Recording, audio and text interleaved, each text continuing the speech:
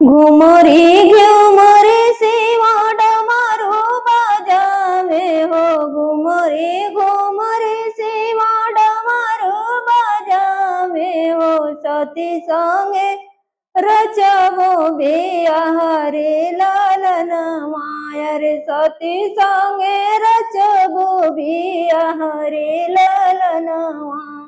इतनी वचन जब सुने सासू मैना रानी, इतनी वचन जब सुने सासू मैना रानी। धावले बहरे हो जाली रे ललनावा, घर में से बहरे हो जली रे ललनावा। जब तू ही बोला हो जब तू ही शिवाजी रचबा बियाह हो। अच्छा अच्छा बजावा ले रे लालना, अच्छा अच्छा बजावा ले शिव भोला। हमारी नगरिया सासू बजा नहीं होला, हमारे नगरिया सासू बजाओ ना होला।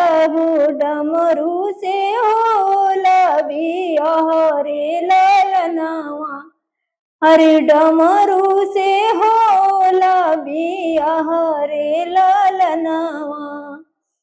गौआ कलुगा जब तू ही बोला हो, डमरू बजइबा हो।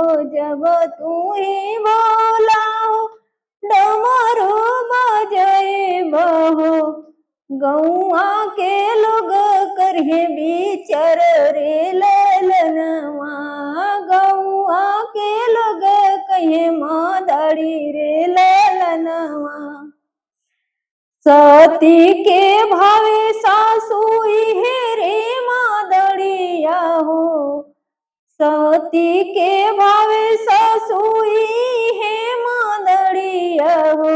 गौआ के कौन विचार रे लालनवा, गौआ के कौन विचार रे लालनवा।